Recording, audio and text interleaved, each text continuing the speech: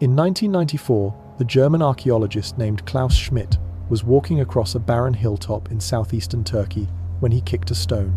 It shouldn't have been there. The stone was carved, deliberately shaped, and it was just the tip of something that would shatter everything we thought we knew about human history.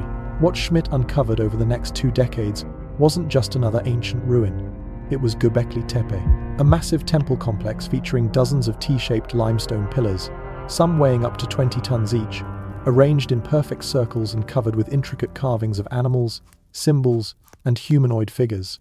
The craftsmanship was extraordinary, the engineering was sophisticated, and the date was impossible. 11,700 years old. Let that sink in for a moment. This structure was built 7,000 years before the pyramids of Egypt, 7,000 years before Stonehenge. It predates the invention of writing, the wheel, and even pottery. According to every textbook, every academic timeline, every historical narrative we've been taught, the people who built Göbekli Tepe were supposed to be primitive hunter-gatherers who lived in caves and barely knew how to make fire. But here's where it gets truly disturbing. In 2023, a team of bioarchaeologists analyzed skeletal remains found near the site. What they discovered sent shockwaves through the scientific community, though you probably never heard about it. Several of the skulls showed clear evidence of advanced cranial surgery, trepanation, holes deliberately drilled into the skull with precision that suggests medical knowledge, not ritual mutilation. And here's the kicker: the bone had healed. These people survived the procedures. So let me ask you a question. Who taught Stone Age hunter-gatherers how to perform brain surgery? The mystery deepens when you learn what happened after Schmidt's initial discoveries. UNESCO and the Turkish government immediately classified Göbekli Tepe as a protected site. Sounds reasonable, right? Except they've only permitted excavation of 5% of the complex. 5%. Ground-penetrating radar and magnetic surveys have revealed at least 20 more circular structures buried beneath the surface, possibly larger and older than what's already been uncovered. Yet for nearly 3 decades, they've refused to dig deeper. Why? What are they so afraid of finding? Some researchers who've worked at the site have spoken off the record about pressure from academic institutions, about funding mysteriously drying up when their findings contradicted established timelines, about discoveries that were quietly shelved because they raised too many uncomfortable questions. One archaeologist told a colleague that what lies beneath Göbekli Tepe could rewrite human history so completely that every museum, every university curriculum, every historical narrative would need to be rebuilt from scratch. But it's not just about what's buried, it's about what the builders knew. Pillar 43, known as the Vulture Stone, contains what appears to be a star map. Not just any star map. When astronomers analyzed the carvings using computer models, they discovered it depicts the exact position of constellations as they appeared in the night sky in 10,950 BC. The level of astronomical knowledge required to create this is staggering. These weren't primitive people scratching pictures in stone. They were tracking celestial movements with precision that rivals modern astronomy. And then there's the question nobody wants to ask out loud. Why was Göbekli Tepe deliberately buried, not abandoned, not destroyed, carefully, methodically filled in with tons of earth, as if the builders themselves wanted to hide it, or preserve it, or both? This wasn't accidental. This was intentional concealment. Hey, I'm MR.H. And if you're already feeling like everything you learned in history class was a lie, you're in the right place. Over the next 2 hours, I'm going to show you evidence that will completely change how you see human civilization. This isn't conspiracy theory. This is documented archaeology, genetic research, and engineering analysis that mainstream academia refuses to fully acknowledge. If you want to question everything and dig into mysteries they don't want you exploring, hit that subscribe button and turn on notifications, because this rabbit hole goes deeper than you can imagine. Alright, let's keep going. Because Göbekli Tepe isn't alone. As we're about to discover, it's part of a pattern, a global pattern of impossible architecture, lost knowledge, and advanced civilizations that existed thousands of years before they were supposed to. And the evidence suggests something catastrophic wiped them out 11,700 years ago. Something that caused a mass extinction event, raised sea levels by 400 feet, and erased nearly all traces of whatever came before. The question isn't whether an advanced civilization existed before recorded history. The evidence is overwhelming. The real question is, why are we only finding out about it now? And more importantly, what else are they hiding?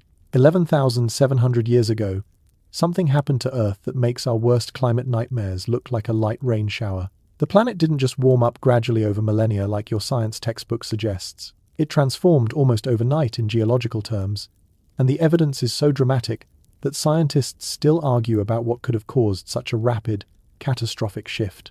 This event has a name: the end of the Younger Dryas period. And when I say the ice melted fast, I don't mean over thousands of years. I mean within decades, maybe less. Let me paint you a picture of what this world looked like before the meltdown.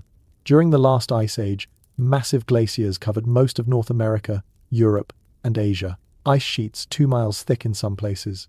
Sea levels were 390 feet lower than they are today.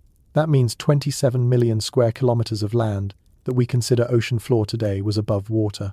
Coastlines extended hundreds of miles beyond where they are now. And if there were civilizations living on those coasts, thriving near the water as humans have always done, they would have been completely annihilated when the ice came down.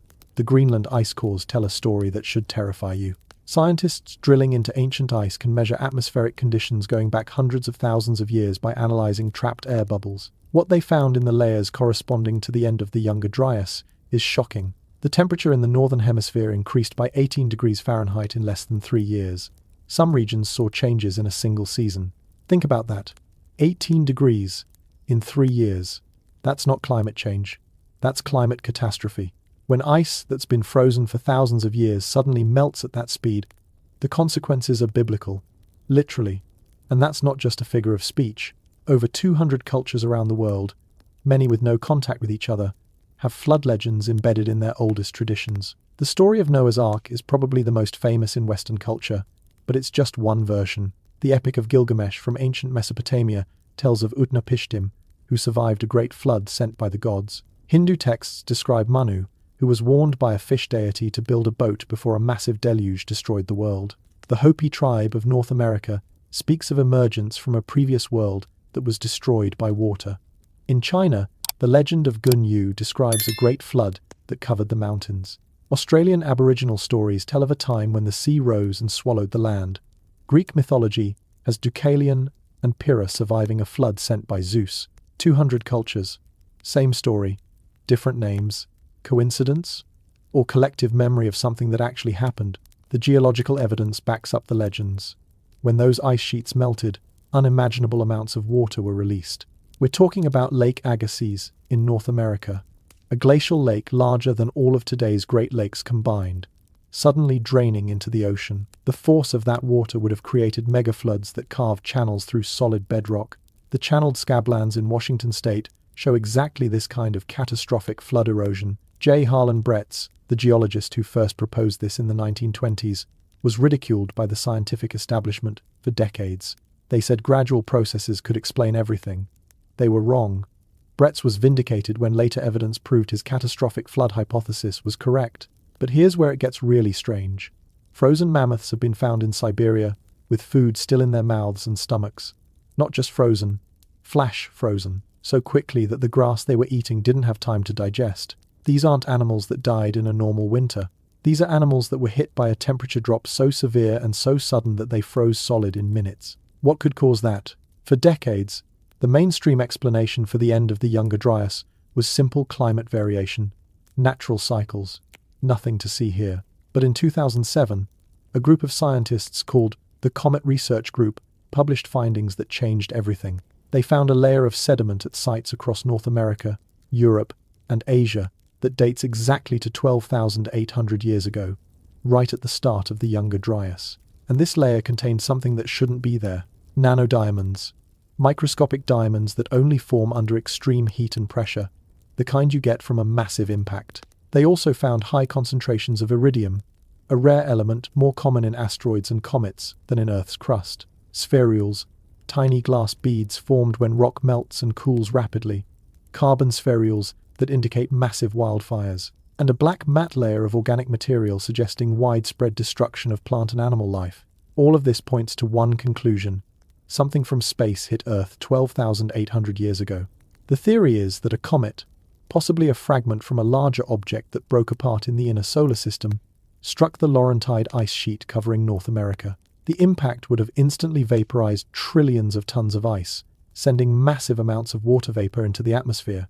The heat would have ignited wildfires across the continent. The shockwave would have devastated anything within thousands of miles. And the sudden injection of fresh water into the North Atlantic would have disrupted ocean currents, plunging the world into the Younger Dryas cold snap that lasted over 1,000 years. Then, 11,700 years ago, it ended.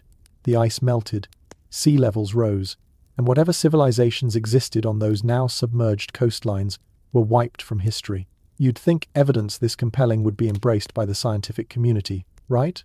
Wrong. The Younger Dryas impact hypothesis has been fiercely resisted by mainstream archaeology and geology. Papers have been rejected, funding denied, researchers dismissed as fringe theorists. One scientist told me off the record that publishing about the impact hypothesis was career suicide in certain academic circles. Why the resistance? Because accepting that a cosmic impact nearly destroyed all life on Earth just 12,000 years ago opens a Pandora's box of uncomfortable questions. It means sudden catastrophes, not slow gradualism, can reshape the planet. It means advanced civilizations could have existed and been completely erased. It means our timeline of human development might be fundamentally wrong. And here's the really unsettling part. If it happened once, it can happen again.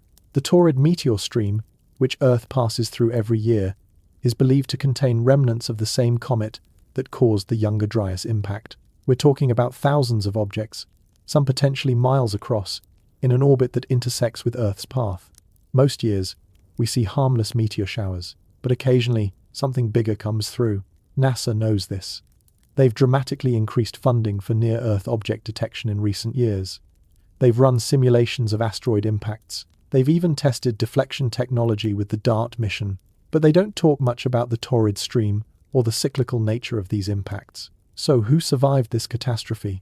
Who witnessed the floods, the fires, the end of their world? And if they had knowledge, technology, and sophistication before the disaster, what happened to it? The answer is buried under 400 feet of ocean water, covered by jungle and hidden beneath sand. But it's there, and some of it has been found. We're about to look at structures that shouldn't exist, built by people who supposedly didn't have the knowledge or organization to create them, because someone made it through the flood, someone remembered what came before, and they left behind monuments that have lasted 11,000 years, waiting for us to figure out what they mean. These weren't primitive survivors huddling in caves. They were architects, astronomers, and engineers, and they built something so impressive that we're still trying to understand how they did it. Before we go there, I'm curious. Where are you watching this from right now? What time is it where you are? Are you listening at home? At work? On a night shift somewhere across the world? Drop a comment and let me know what country you're in and what time it is. I love seeing how this community spans the entire globe, people from different time zones all diving into these mysteries together. While you're down there, if you're finding this fascinating, hit that like button. It genuinely helps more people discover this content. Alright, let's keep moving, because what we're about to explore next will challenge everything you thought you knew about the capabilities of ancient people. That's where we're going next. To the impossible structures that appeared immediately after the floodwaters receded, built by people who, according to every academic model, should have been starting from scratch. But they weren't starting from scratch. They were rebuilding. And they were in a hurry, because they knew something we're only now beginning to understand. The clock was ticking, and they needed to preserve their knowledge before it was lost forever. The official story goes like this. Around 9,500 BC, small bands of hunter-gatherers in southeastern Turkey decided to stop chasing gazelles long enough to quarry, carve, transport, and erect massive limestone pillars weighing up to 20 tons each. They arranged these pillars in perfect circles, carved them with sophisticated artwork, and built what is arguably the most complex architectural achievement of the ancient world. Then, after using it for maybe 1,000 years, they buried the whole thing and walked away. Does that sound reasonable to you? Let's break down what we're actually looking at with Göbekli Tepe, because the more you understand about this site, the less sense the mainstream narrative makes. First, the stones themselves. We're not talking about small rocks you could move with a few friends and some rope. The largest pillars at Göbekli Tepe weigh between 15 and 20 tons. For comparison, that's roughly the weight of 3 full-grown elephants, or a large school bus, and there are dozens of them. They were quarried from bedrock about a quarter-mile away, shaped with tools that supposedly didn't exist yet, transported uphill, and erected vertically with precision. Modern construction crews with hydraulic cranes, laser levels, and engineering degrees would find this challenging. We're supposed to believe people who hadn't invented the wheel yet pulled this off with stone tools and animal hide ropes. The pillars are T-shaped, which is significant because that shape serves no structural purpose. It's symbolic, stylistic. Each one is unique, covered in bas-relief carvings that show a level of artistic sophistication that shouldn't appear for thousands of years. There are foxes, boars, serpents, vultures, scorpions, and strange humanoid figures with no mouths. The detail is incredible. We're talking three-dimensional carving on stone that ranks with the best work from Egypt or Greece, except it predates both by millennia. But here's where it gets really interesting. The site wasn't built all at once. Ground-penetrating radar shows at least 20 circular structures arranged in a specific pattern across the hilltop. They're different sizes, oriented to different directions, and they appear to have been built in sequence over possibly hundreds of years. This suggests continuity, planning, a culture stable enough to maintain architectural traditions across generations. That's not hunter-gatherers. That's civilization. Dr. Andrew Collins, a British researcher who spent years investigating Göbekli Tepe, made a discovery in 2014 that the Turkish authorities really didn't want publicized. He found a cave system directly beneath the main temple complex. Not just any cave, an artificial underground chamber with acoustic properties that are off the charts. Collins brought in sound engineers to test the space. What they found was stunning. The chamber resonates at specific frequencies in the low range, particularly around 110 to 112 Hz. Human brains respond to sound at these frequencies in measurable ways. MRI studies have shown that exposure to 110 Hz reduces activity in the prefrontal cortex, the part of your brain responsible for language and rational thought, while increasing activity in areas associated with emotion and intuition. In other words, this chamber was designed to alter consciousness. Think about that for a second. The builders of Göbekli Tepe understood acoustics well enough to engineer a space that would have psychological effects on anyone who entered it. They weren't just stacking rocks, they were manipulating human perception using sound frequency. That level of knowledge about the intersection of architecture, physics, and neuroscience is supposed to be a modern development. So what were they doing down there? Rituals, obviously. But what kind? And more importantly, what did they know that required such sophisticated manipulation of human consciousness? The carvings give us clues, particularly Pillar 43, the so-called vulture stone. For years, archaeologists assumed the symbols were just decorative, or maybe represented a mythological scene. Then, in 2017, engineers from the University of Edinburgh ran a computer analysis of the images and compared them to astronomical charts. What they found was shocking. The arrangement of animals on the pillar corresponds exactly to the positions of constellations as they appeared in 10,950 BC. The vulture represents Sagittarius. The scorpion is obviously Scorpio. The bucranium at the top matches Taurus.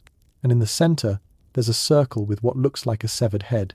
The researchers believe this represents a comet or meteor swarm in the constellation of Aquarius. But it gets better. Above the circle, there's a headless man. His arms are outstretched, and his body is positioned in a way that suggests catastrophe. The researchers concluded that Pillar 43 isn't just art, it's a record, a memorial. It's documenting a cosmic impact event that caused mass death and destruction, the same event that ended the last ice age and triggered the Younger Dryas. The builders of Göbekli Tepe witnessed the catastrophe. They survived it, and they carved a warning in stone for future generations. This is what happened. This is why the world changed. Don't forget. But if they went to all that trouble to preserve this information, why bury it? Why spend decades or even centuries carefully filling in the entire complex with earth, preserving the structures perfectly but hiding them from view? One theory is that the climate had changed so dramatically after the flood that the area was no longer habitable. The people moved on, and they buried their temple to protect it from erosion or destruction.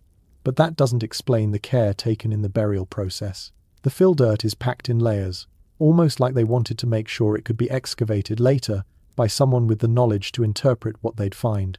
Another theory, one that makes archaeologists uncomfortable, is that they were ordered to bury it, maybe by a priestly class or ruling elite who wanted to control access to the knowledge represented at the site. Information is power, after all. If Göbekli Tepe functioned as a center of learning, an ancient university where astronomical and architectural secrets were taught, then whoever controlled access to that information controlled society. And here's something almost nobody talks about. The animal bones found at Göbekli Tepe tell a story that contradicts everything we thought we knew about Neolithic diet and social organization. These people were eating 8 different species of animals, not just whatever they could hunt that day. They were selecting specific animals, preparing elaborate feasts, and hosting large gatherings that required complex logistics. You don't coordinate feeding hundreds of people with diverse food sources unless you have social hierarchy, division of labor, and administrative systems. You need planners, organizers, leaders. You need, in other words, government. The DNA analysis of human remains near the site reveals another puzzle. The people buried there show signs of interbreeding with populations from completely different regions. We're talking genetic markers from Anatolia, the Levant, and even as far as the Iranian plateau. These weren't isolated tribes. They were part of a network, trade routes, cultural exchange, maybe even diplomatic relationships between distant groups. And then there's the surgery. Let's come back to that, because it's absolutely mind-blowing. Trepanation, the practice of drilling or scraping holes in the skull, appears in cultures all over the world. Usually it's attributed to ritual or attempts to release evil spirits. But the skulls from the Göbekli Tepe region show something different. The holes are clean, precise, made with tools that removed bone in smooth, circular cuts. And critically, the bone shows signs of healing, which means the patient survived long enough for new bone tissue to form. This isn't shamanism. This is medicine. Surgical intervention performed with knowledge of anatomy and infection control. People 11,000 years ago were opening skulls and keeping patients alive afterward. Who taught them? Where did this knowledge come from? The mainstream answer is that it developed independently, through trial and error. Okay, fine. But trial and error implies failures. Lots of them. Where are the skulls with botched surgeries? Where's the evidence of the learning curve? What we see at Göbekli Tepe looks like the work of practitioners who already knew what they were doing, as if they'd been taught by someone else, someone from before. In 2019, Turkish authorities announced that excavation at Göbekli Tepe would be significantly scaled back. Budget concerns, they said, preservation needs, but researchers who were working on site tell a different story. They talk about discoveries that were photographed and then quietly reburied, artifacts that disappeared into storage and were never catalogued, instructions from government officials to avoid certain areas where radar had detected anomalies. One archaeologist, who asked not to be named, said they'd found evidence of writing, not fully developed script, but proto-writing, symbols that repeated in patterns suggesting linguistic meaning. If true, that would push back the development of written language by thousands of years. It would also suggest that the builders of Göbekli Tepe were recording information, preserving knowledge in a permanent form. But you won't find any papers published about proto-writing at Göbekli Tepe. You won't see it mentioned in documentaries or museum displays. It's been memory-holed, buried again, just like the temples themselves.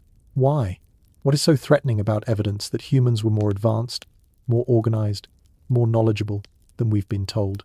The answer might be that it destroys the narrative of progress. We like to think of history as a straight line from primitive to advanced, from ignorant to enlightened. We're at the top of that line, looking back at all the poor savages who came before us. But what if that's wrong? What if human history is cyclical? What if civilizations rise, achieve incredible things, and then collapse, forcing survivors to start over? That's what Göbekli Tepe suggests.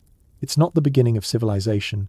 It's a remnant, a fragment of knowledge preserved by survivors of something much older. They built it as a message, encoded it with warnings, and then hid it when they realized the world wasn't ready or the knowledge was too dangerous. And now we've found it. We've uncovered their warning. The question is, are we listening? Or are we too busy dismissing it as impossible because it doesn't fit our comfortable timeline? Because Göbekli Tepe isn't alone. Not even close. There are structures all over the world from this same time period that show the same impossible sophistication. And some of them are even more shocking. Some of them are underwater. If you want to find lost civilizations, don't look in museums or dig sites that have been picked over by archaeologists for centuries. Look underwater. Look at the places that used to be land before the ice melted and the oceans swallowed everything. Remember, sea levels rose nearly 400 feet after the Younger Dryas. That's not a gradual slope into the ocean. In many places, it's a sheer drop-off. And what's down there in the depths has the potential to completely rewrite human history. The problem is, nobody wants to look. Or more accurately, those who do look keep running into mysterious obstacles. Let me take you to the coast of Gujarat in western India, to a place called Dwarka. According to Hindu texts, specifically the Mahabharata and the Bhagavata Purana, Dwarka was a magnificent city built by Lord Krishna. It had 700,000 palaces made of gold and silver, massive gates, and fortified walls. When Krishna died, the texts say, the ocean rose and swallowed the city entirely. For centuries, this was considered pure mythology, a religious story with no basis in reality. Then, in 2001, marine archaeologists from India's National Institute of Oceanography decided to actually look. What they found 30 feet underwater in the Gulf of Cambay shouldn't exist. Stone structures. Massive stone structures. We're talking walls extending for hundreds of meters. Geometric patterns. Right angles. Construction that is clearly not natural rock formation. They brought up artifacts. Pottery, beads, pieces of worked wood, and most importantly, samples for carbon dating. The results came back 9,500 years old. Let me repeat that. 9,500 years. That makes these structures older than the pyramids by 6,000 years, older than Sumerian civilization, older than anything in the accepted timeline of Indian history. In fact, according to mainstream archaeology, there shouldn't have been any civilization in India capable of building cities until around 3,300 BC with the Indus Valley Civilization. The Indian government funded further expeditions. In 2002, they brought down side-scan sonar and discovered what appeared to be a grid pattern of streets, rectangular foundations, evidence of urban planning. The acoustical imaging showed structures arranged in blocks, like a city layout, and it was huge. We're talking about a site that covers 5 square miles of ocean floor. But here's where it gets strange. After the initial announcements and a flurry of excitement in 2002 and 2003, the project went quiet. Funding was reduced. Expeditions were scaled back. By 2007, serious archaeological work at the site had essentially stopped. The Indian government's official position became cautious. They wanted more study, more verification, more time. Translation: they didn't know what to do with evidence that contradicted 5,000 years of established history. Dr. S. R. Rao, one of the marine archaeologists involved in the project, wrote in his reports about pressure from academic institutions to downplay the findings. He described artifacts that were sent to storage and never properly analyzed. When Western archaeologists were invited to review the evidence, some dismissed it as natural geological formations without ever visiting the site. One British archaeologist called it wishful thinking by Indian nationalists, trying to prove their culture was older than it actually was. But the artifacts don't lie. Pottery doesn't naturally arrange itself in layers 30 feet underwater. Worked wood with tool marks doesn't spontaneously appear in the Gulf of Cambay. And the geometric structures visible in sonar imaging don't match any known geological process. So why stop looking? What were they afraid of finding? Maybe because if Dwarka is real, if there was a sophisticated civilization in India 9,000 years ago, then every textbook needs to be rewritten. Every PhD thesis on the development of early civilization becomes obsolete. Careers built on the current paradigm collapse. And that's just one site. Let's go to the other side of the world. Off the coast of Yonaguni Island in Japan, there's a formation that has sparked debate since its discovery in 1986 by a dive tour operator named Kihachiro Aratake. He was looking for hammerhead sharks, and instead found what looks like a massive underwater pyramid. I say looks like because that's been the controversy for nearly 40 years. Is it a natural formation, or is it man-made? Let's look at the evidence. The Yonaguni structure is a series of flat terraces connected by right-angle steps. There are straight edges, perpendicular corners, what appear to be carved channels and pathways. There's even a feature that researchers have called the turtle, a large stone formation that looks like it was shaped to resemble an animal. And throughout the structure, there are holes, perfectly circular holes drilled into the rock at regular intervals.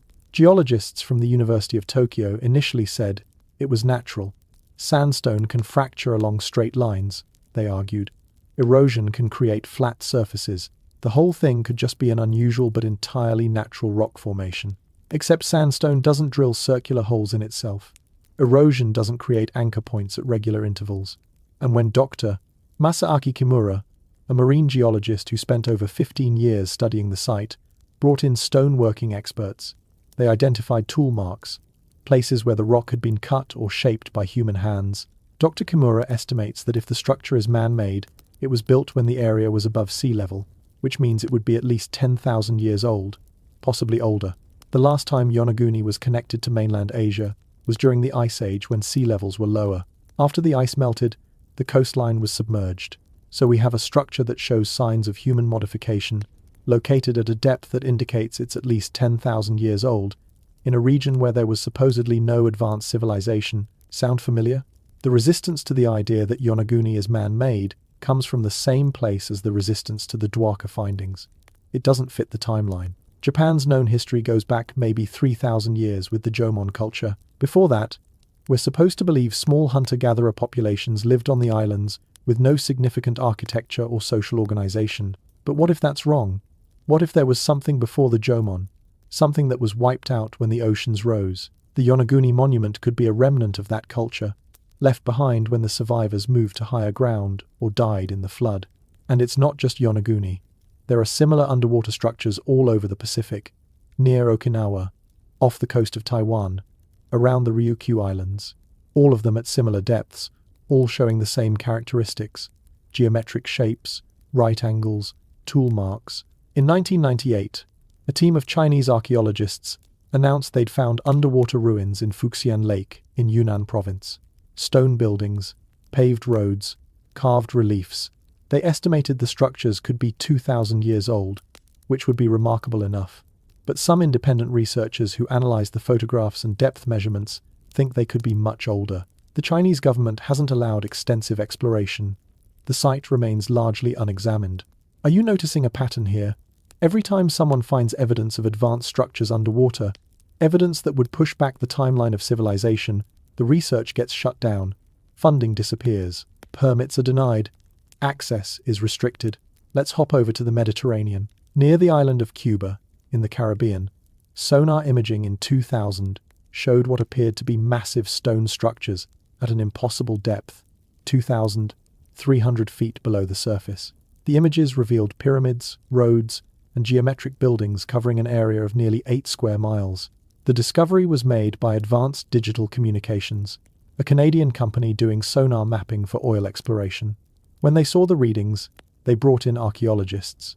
Initial excitement was huge. National Geographic got involved. Plans were made for submersible exploration with cameras. And then, silence. The follow-up expeditions never happened. National Geographic backed out without explanation. The Cuban government became uncooperative, and the lead researchers, Paulina Zalitsky and Paul Weinsweig, found themselves unable to secure funding for further investigation. Why? Because structures at 2,300 feet depth would have to be at least 50,000 years old to have been built on dry land. 50,000 years? That's so far outside the accepted timeline of human civilization that it's not even taken seriously. It's easier to dismiss the whole thing as a sonar glitch than to consider the implications. But what if it's not a glitch? What if there really are cities down there, built by people we have no record of, submerged by rising seas at the end of the Ice Age? Here's what we know for certain. During the last Ice Age, with sea levels 400 feet lower, there were massive coastal plains that are now underwater. These would have been prime real estate for human settlement. Flat, fertile, near the ocean for fishing and trade. If you were going to build a civilization, that's where you'd do it. When the ice melted, all of that land disappeared under hundreds of feet of water. Any evidence of human habitation went with it. Cities, temples, farms, ports, all of it now sits on the continental shelf, buried under sediment and largely unexplored. We've mapped the surface of Mars in more detail than we've mapped the ocean floors of our own planet. Less than 20% of the seafloor has been surveyed with any level of detail, and the areas where we'd expect to find evidence of ancient coastal civilizations, the shallow continental shelves, have been deliberately underexplored. Why? Because it's expensive, sure. Deep water archaeology is difficult and dangerous, but also because there's no institutional will to look. If you're an archaeologist who believes civilization started in Mesopotamia around 6,000 years ago, why would you waste time and money looking for impossible cities underwater? This is what's called paradigm blindness. When evidence contradicts your worldview so completely, it's easier to ignore the evidence than to change your mind. In 2015, a team of Greek and international archaeologists discovered the remains of a Neolithic settlement off the coast of Pavlopetri in southern Greece. The town is 5,000 years old, which is impressive. It's got streets, buildings, tombs, a sophisticated layout. But what's interesting is that it was found in relatively shallow water, only about 12 feet down, and it still took until 2015 for anyone to properly survey it. If we're finding 5,000-year-old towns in 12 feet of water, what's sitting in 100 feet of water? 300 feet? 1,000 feet? There are over 200 documented underwater structures around the world that show signs of human construction. India, Japan, Cuba, Greece, Malta, Turkey, Egypt, the Bahamas, the list goes on. They're all at depths consistent with sea level rise after the Ice Age. They all show geometric precision, and they're all older than they should be according to mainstream history, and almost none of them are being properly investigated. Research proposals get rejected, funding is denied, governments restrict access, and the few researchers brave enough to pursue these sites often find their careers destroyed by academic pushback. There's a quote I love from Dr. Robert Schoch, the geologist who proved the Sphinx is older than Egyptologists claim. He said, "The problem with underwater archaeology isn't technical, it's political. We have the technology to explore these sites. What we don't have is the courage to accept what we might find, because what we're finding is evidence of a global maritime civilization. People who built in stone, understood astronomy, had ocean-going vessels, and thrived before the flood. They weren't primitive. They weren't isolated. They were connected, sophisticated, and knowledgeable. And when the ice melted, their world drowned. The survivors scattered. Some went inland and built Göbekli Tepe. Others resettled coastlines and became the foundation of later civilizations. But the center of their world, the cities and monuments and repositories of knowledge, those are all underwater now, waiting. Pause for a moment and think about what we've just uncovered together. Sophisticated temples built by people who supposedly lived in caves. Surgical procedures performed with Stone Age tools. Underwater cities that predate known civilization by thousands of years. Structures deliberately buried or drowned, as if someone wanted to hide them from history. But here's what should really keep you awake at night. These people didn't just build impressive monuments. They possessed knowledge that we're only now rediscovering. Knowledge about the Earth itself, its size, its shape, the positions of continents that wouldn't be mapped for another 10,000 years. And they left us maps. Impossible maps. Maps that show coastlines as they existed before the ice melted. Maps that depict Antarctica without ice. How? Who taught them? And why does looking at these maps feel less like discovering the past, and more like remembering something we've forgotten? In 1513, a Turkish admiral named Piri Reis compiled a world map using source materials from the Imperial Library of Constantinople. He was quite proud of it, noting in the margins that he'd referenced over 20 older maps, some dating back to the time of Alexander the Great, and even older. The map was a masterpiece of 16th century cartography, showing the Atlantic Ocean, the western coast of Africa, and the eastern coast of South America. Here's the problem. When modern cartographers analyzed the Piri Reis map in the 1960s, they discovered something that shouldn't be possible. The map accurately depicts the coastline of Antarctica, not the Antarctica we know today, buried under a mile of ice. The map shows mountains, rivers, and coastal details of the land beneath the ice. Land that hasn't been visible for at least 6,000 years, possibly much longer. Let me be very clear about what this means. In 1513, Antarctica hadn't been officially discovered yet. That wouldn't happen until 1820. Nobody in the 16th century knew Antarctica existed, let alone what it looked like under the ice. Modern science didn't map the subglacial topology of Antarctica until the 1950s using seismic equipment and ice-penetrating radar. Yet somehow, Piri Reis had access to source maps that showed it in perfect detail. The United States Air Force got involved in 1960 when the map came to their attention. They asked their cartographic experts to analyze it. The conclusion, delivered by Captain Lorenzo W. Burroughs and his team, was stunning. The map showed features of the Queen Maud Land coast of Antarctica with remarkable accuracy, not approximate accuracy, not kind of close. The mathematical precision matched modern satellite data. Captain Burroughs wrote in his official report that he had no idea how the source material could have been obtained or accurately mapped without aerial surveying technology. He suggested that whoever made the original maps must have had technology comparable to mid-20th century standards. Think about the implications. Someone, thousands of years before Piri Reis, surveyed the entire Atlantic basin and the Antarctic coastline when that continent was ice-free. They had the navigation skills to accurately measure longitude, something European sailors couldn't do reliably until the 1700s with the invention of the chronometer. And they transferred that information onto maps detailed enough that copies of copies of copies, passed down through millennia, still retained accuracy when Turkish cartographers used them in the Renaissance. But the Piri Reis map isn't alone. It's part of a collection of anomalous ancient maps that all point to the same impossible conclusion. Someone mapped the world before recorded history. In 1531, a French mathematician and cartographer named Orontius Phineus created another world map.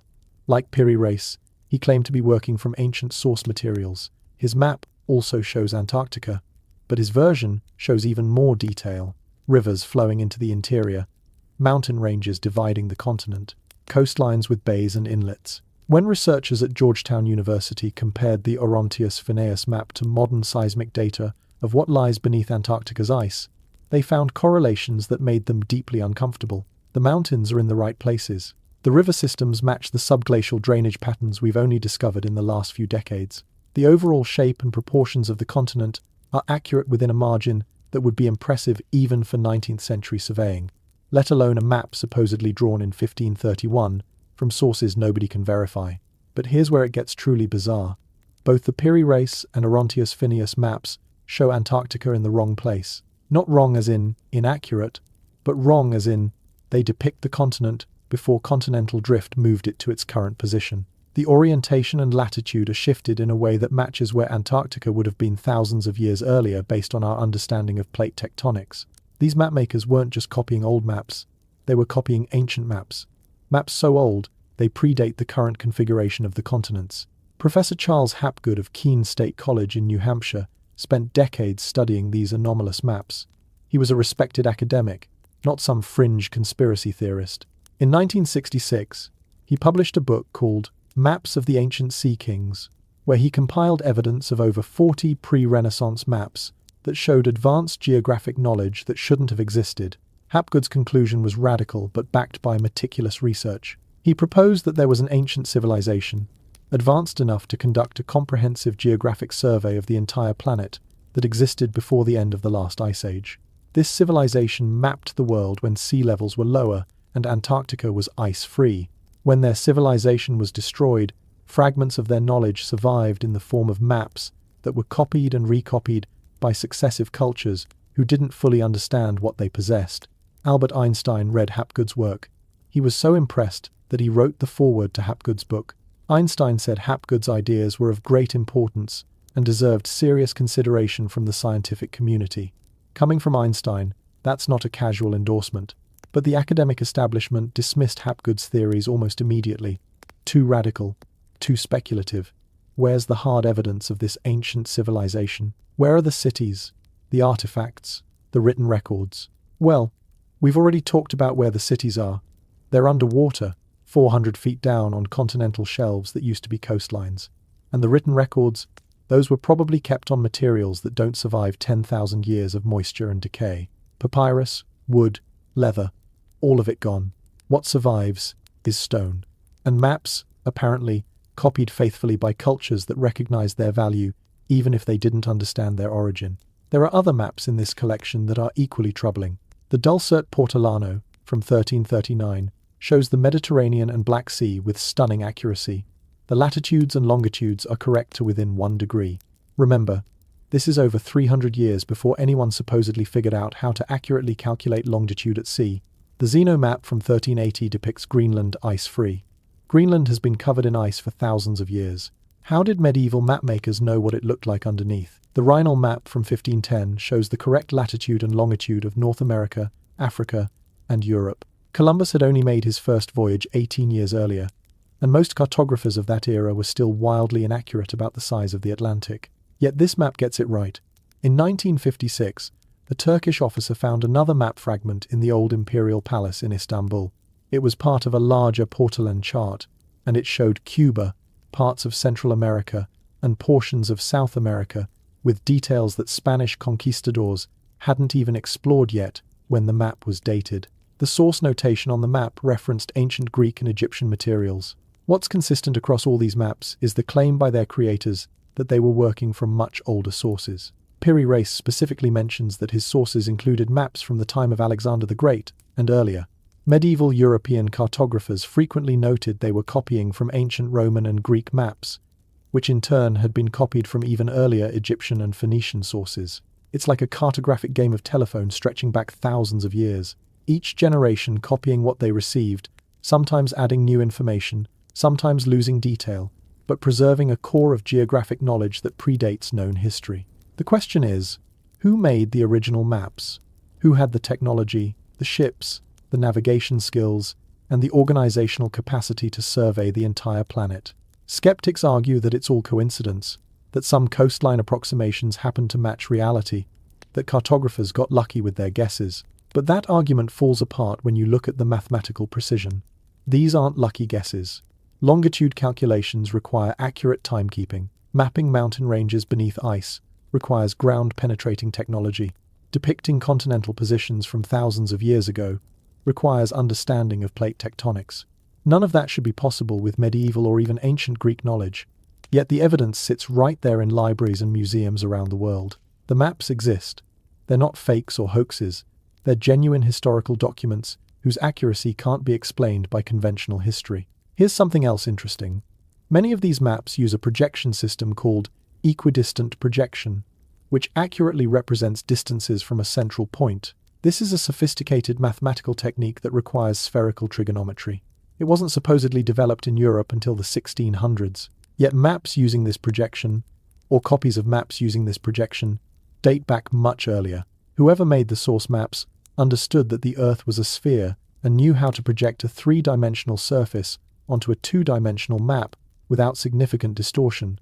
That's advanced mathematics, university-level cartography, applied by people who supposedly thought the Earth was flat. In 1963, the Library of Congress held a symposium on the Piri Reis map. Leading geographers, historians, and cartographers examined the evidence. The consensus was uncomfortable. The map displayed knowledge of longitude that shouldn't have existed. It showed geographic features that couldn't have been known. And the accuracy suggested access to a level of surveying technology that was anachronistic. But rather than pursue the implications, the symposium concluded with recommendations for further study that never happened. The map was filed away. The uncomfortable questions were left unanswered. And mainstream cartographic history continued to teach that accurate world maps began in the age of exploration. Except that's not true. Accurate world maps existed long before Europeans started sailing around the globe. Those European explorers were following maps. Old maps. Maps passed down from sources they didn't fully understand but recognized as accurate. Columbus had maps when he sailed west. He wasn't blindly hoping to bump into something. He knew land was there because his maps showed it. Where did those maps come from? Portuguese and Italian maritime archives. Where did those archives get them? From Arab and Byzantine sources. And where did they get them? The trail goes back and back and back until it disappears into prehistory. Graham Hancock, the researcher who spent his career investigating evidence of ancient civilizations, puts it perfectly. He calls us a species with amnesia. We have fragments of memory, pieces of knowledge that don't fit our narrative, and instead of honestly examining them, we file them away and pretend they don't exist. The maps are memories, geographic memories of a world that was surveyed by people who had the means and the motivation to do so. People who lived before the flood, when coastlines were different, when Antarctica was accessible, when a global maritime culture could sail from continent to continent, sharing knowledge and resources. And when that culture was destroyed, the maps remained, copied by survivors, treasured by later civilizations who recognized their value even if they couldn't replicate the surveying that created them. Passed down through Egyptian priests, Phoenician navigators, Greek scholars, Arab merchants, and finally, Renaissance cartographers who presented them to a world that wasn't ready to ask the hard questions about where they came from. We have the evidence. We have the maps. What we don't have is the courage to accept what they mean. Because accepting these maps as authentic remnants of an advanced ancient civilization means accepting that everything we think we know about the development of human culture is incomplete at best and completely wrong at worst. But the maps don't care what we believe. They exist. They're accurate. And they're waiting for us to finally admit that someone came before us. Someone who knew the world better than we did until very recently. Someone whose knowledge we've only just begun to rediscover with satellites and computers and technologies they somehow matched with nothing but ships and stars and stone. There's a moment that happens when you stand in front of certain ancient structures. Your brain tries to process what you're seeing, runs through every logical explanation it can find, and then just gives up.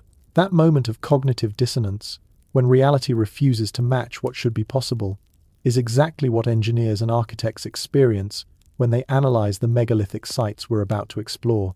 These aren't just big rocks stacked impressively.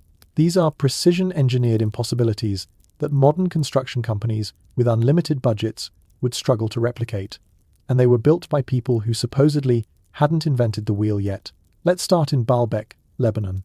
There's a Roman temple complex there called the Temple of Jupiter, built around the 1st century AD. It's magnificent, with massive columns and intricate stonework that showcase the engineering prowess of Rome at its peak. But the Romans didn't build the foundation. They built on top of something that was already ancient when they arrived. The foundation platform, called the Grand Terrace, consists of enormous stone blocks called the trilithon, 3 stones, placed side by side, forming part of the western wall. Each stone weighs approximately 800 tons. That's 1,600,000 pounds per block. For perspective, the largest stones in the Great Pyramid of Giza weigh about 15 tons. These are more than 50 times heavier. But wait, it gets worse. These 800-ton blocks are positioned 20 feet above ground level. They're not sitting on the earth. They're incorporated into a wall, fitted together with such precision that you can't slide a piece of paper between them. No mortar, no spacers, just perfectly cut stone pressed against perfectly cut stone. Modern engineers have tried to figure out how this was done. The largest crane in the world today, the Liebherr LTM 11200, can lift about 1,200 tons under ideal conditions, with extensive preparation, reinforced ground, and perfect weather. That crane requires 50 trucks to transport all its components and takes weeks to assemble. The people who moved the trilithon stones didn't have cranes. They didn't have hydraulics. They didn't have steel cables or diesel engines. Yet somehow they quarried these blocks from a site half a mile away, transported them uphill, lifted them 20 feet in the air, and set them in place with precision that modern stonemasons respect and can't explain. And just to make it even more ridiculous, there's a 4th stone still in the quarry. It's called the Stone of the Pregnant Woman, or Hajar el-Hibla. This block weighs approximately 1,000 tons and was partially cut from the bedrock, but never fully extracted. Whoever was working on it simply stopped. Why? Did something catastrophic happen? Did the builders disappear? Or did they decide that even for them, a 1,000-ton stone was too ambitious? Here's what really bothers researchers. The cutting itself is extraordinary. The stone has been precisely shaped with smooth faces and sharp angles. The tools required to cut limestone blocks of this size would need to be harder than the stone itself and capable of removing enormous quantities of material. Bronze tools, which is what people in that region supposedly had, would be useless. Bronze is softer than limestone. You could pound on limestone with bronze tools for a year and barely make a dent, let alone carve out a 1,000-ton block. So, what did they use? Harder stone? Possible, but the precision of the cuts suggests something more advanced than percussion tools. Diamond-tipped saws? Not invented until the 20th century. Yet the evidence of cutting is right there. Smooth surfaces, straight edges, right angles. Somebody cut these stones with something. Let's jump to the other side of the world. Pumapunku, Bolivia. 60 miles from La Paz, 13,000 feet above sea level, on the Altiplano Plateau. This site is part of the larger Tiwanaku complex, and it's probably the most precisely engineered ancient site on Earth. The blocks at Pumapunku are made of andesite and diorite, stones with a Mohs hardness of 7 to 8. That's nearly as hard as diamond, which is a 10.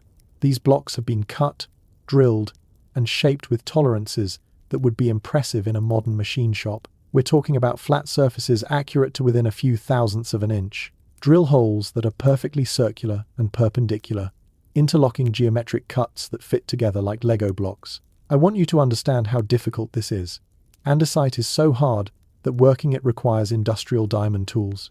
Even with modern carbide or diamond drill bits, cutting andesite is slow, difficult work that wears down tools quickly. Yet at Pumapunku, there are dozens of blocks covered with complex cuts, channels, and precision holes.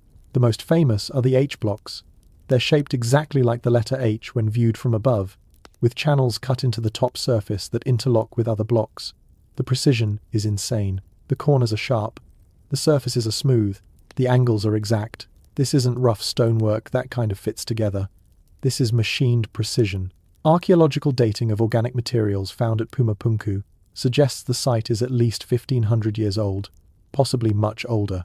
Some researchers argue that the stonework predates the Tiwanaku culture entirely, and that the Tiwanaku people simply occupied a site that was already ancient when they arrived. But according to mainstream archaeology, the only metalworking technology available in pre-Columbian South America was bronze and copper, soft metals that can't cut diorite. So how were these blocks shaped? The standard answer you'll hear is that they used harder stones as tools, combined with sand as an abrasive, and lots of time and labor. Okay, fine. Let's test that theory. Modern experimental archaeologists have tried to replicate Pumapunku stonework using Bronze Age technology. The results are not encouraging. After weeks of work, they managed to create rough approximations with uneven surfaces and irregular cuts. Nothing close to the precision of the original blocks. And that's with modern people who understand geometry, have access to accurate measuring tools, and know what they're trying to achieve. The time required to create just one block using primitive technology would be months or years. There are hundreds of blocks at Pumapunku. The math doesn't work. The labor investment would be astronomical. And for what? Why spend decades carving incredibly precise geometric shapes in the hardest stone available when rougher construction would serve the same architectural purpose? Unless, of course, the precision itself was the point. Unless the builders were demonstrating knowledge and capability. Or unless they had tools that made the work much easier than we assume. There's another detail that's deeply troubling. Many of the blocks at Pumapunku show evidence of metal clamps. Small indentations where pieces of metal were poured into channels to hold stones together. Chemical analysis of the residue shows it was a bronze alloy. But here's the thing. These weren't crude clamps hammered into place. The channels were precisely cut to accommodate the metal, and the clamps were poured in molten form, which requires understanding of metallurgy, mold making, and thermal properties. That's sophisticated engineering, multidisciplinary knowledge, combining stonemasonry, metallurgy, and architectural design. It suggests a level of technical education and specialization that shouldn't exist in a Bronze Age culture. Now let's go to Peru, Sacsayhuaman, just outside Cusco. This site is famous for its massive zigzag walls made of stones so precisely fitted that you cannot insert a knife blade between them. The largest stones weigh over 200 tons. They have irregular shapes with multiple angles, yet they fit together perfectly with their neighbors. No gaps, no mortar, just stone on stone, with precision that seems impossible. When the Spanish conquistadors first saw Sacsayhuaman in the 1500s, they couldn't believe indigenous people had built it. They thought it must be the work of demons or ancient giants. The Inca themselves told the Spanish that they hadn't built it. According to Inca legends, Sacsayhuaman was constructed by the Ayar, godlike beings who came before the Inca and possessed supernatural abilities. Modern engineers have tried to figure out how the walls were constructed. The stones are different shapes and sizes, which means each one required custom fitting. You can't mass-produce irregular polygonal masonry. Each stone has to be individually shaped to match its neighbors. That requires incredible spatial reasoning, mathematical understanding, and stonemasonry skill. And then there's the earthquake resistance. Cusco is in a seismically active zone. Over the centuries, earthquakes have destroyed Spanish colonial buildings multiple times. The cathedral in Cusco has been rebuilt 3 times after earthquake damage. But Sacsayhuaman? Still standing. The stones have shifted slightly but haven't fallen. The interlocking design flexes during seismic events without collapsing. That's intentional seismic engineering. The builders knew about earthquakes and designed specifically to withstand them. They understood structural mechanics, load distribution, and dynamic forces. That's university-level civil engineering applied thousands of years ago. Let me give you one more example that'll really mess with your head. On Easter Island, there are platforms called Ahu that hold the famous Moai statues. The foundations of these platforms are made of precisely cut basalt blocks that fit together with the same precision we've seen at Sacsayhuaman and Pumapunku. But here's what's fascinating. Easter Island is one of the most remote inhabited places on Earth. It's over 2,000 miles from the nearest continent. The island has no large trees suitable for building ships capable of ocean voyages, yet the stonework at Easter Island's Ahu platforms is nearly identical in style and precision to stonework in Peru, thousands of miles away across the Pacific. How? If these cultures had no contact, why are their construction techniques identical? Why do they use the same polygonal masonry style? Why do they both prioritize precision fitting of irregular stones when it's the most difficult possible construction method? The mainstream answer is convergent evolution. Different cultures independently developed similar techniques because they're effective, but that doesn't explain the precision. Rough stone walls are effective. Mortared construction is effective. You don't need knife-edge precision to make a structurally sound wall. The precision is excessive, unnecessary, and incredibly difficult to achieve, unless it's not about function, unless it's about demonstration, a signature, a way of saying, we were here, we had knowledge, and we want you to know we were capable of this. There's a pattern across all these megalithic sites. They're built with the hardest available stone. They feature precision that exceeds functional necessity. They're earthquake-resistant. They're located at ceremonially significant sites, and they all have legends attached to them about earlier peoples, gods, or giants who built them before the current inhabitants arrived. The legends are consistent. In Peru, the Inca said the Viracocha built the ancient structures. In Egypt, early dynasties claimed their temples were built by the gods before the first pharaohs. In Malta, local tradition says the megalithic temples were built by giants. In Baalbek, legends say the stones were placed by Cain, son of Adam, before the biblical flood. Before the flood, that phrase keeps appearing. As if there's a cultural memory across the world of construction that predates the cataclysm we've already discussed. As if survivors of that ancient civilization scattered to different continents and built monuments using the knowledge they'd preserved. And maybe, just maybe, they built them in a style that was unmistakable, so precise, so difficult, so excessive in its perfection, that anyone who came after would know. This was not primitive. This was not accidental. This was intentional demonstration of knowledge and capability. A message in stone that's lasted 10,000 years or more. A message that says, we were here, we knew things, and before you dismiss us as primitive, try to build what we built. Try to move an 800-ton stone. Try to drill perfectly circular holes in diorite. Try to fit irregular polygonal blocks together with knife-edge precision. Try. And when you fail, maybe you'll start asking the right questions. Not how did they do it, but who were they? Where did their knowledge come from? And what happened to them? Because whatever civilization built these megalithic monuments, they're gone now. What remains is stone. Impossible, precise, earthquake-resistant stone that sits there silently mocking every textbook timeline and every comfortable assumption about the linear progress of human civilization. The stones don't lie. They're just waiting for us to finally listen to what they're saying. So we've established they had the capability, structures that defy explanation, maps that show impossible knowledge, cities swallowed by rising seas, surgical techniques that shouldn't exist, engineering precision we can barely replicate today with computers and lasers. But none of that answers the most important question. Why? Why did every ancient culture from Egypt to Peru to Easter Island obsess over aligning their monuments with specific stars? Why did they all carve the same symbols, spirals, serpents, birdmen? Why did they build at the most remote, most difficult locations imaginable when easier sites were available? What were they trying to tell us? Because here's what nobody wants to admit. These weren't random constructions by disconnected primitive peoples. This was coordinated, intentional, a global network sharing knowledge, symbols, and purpose. They weren't just building monuments. They were encoding a message, a warning. And in the next 30 minutes, we're going to decode it. What you're about to learn will fundamentally change how you understand human history, and possibly our future. Because the warning isn't about the past. It's about what's coming. Imagine you're a survivor. Your entire world has been destroyed by flood, fire, and chaos. Everyone you knew is dead. The cities are gone. The libraries burned. The teachers drowned. You and a handful of others make it to high ground with nothing but the knowledge in your heads and a desperate need to make sure what happened is never forgotten. How do you preserve information for 10,000 years when you have no writing system, no paper, no infrastructure? You can't exactly publish a textbook. You build in stone. You encode knowledge in symbols. And you make damn sure those symbols are repeated in multiple locations so that even if one site is destroyed, others survive. You create a language that transcends spoken words because you know languages change and die. But images, astronomical alignments, and mathematical ratios, those are universal. Those can be decoded by any sufficiently advanced culture that comes after you.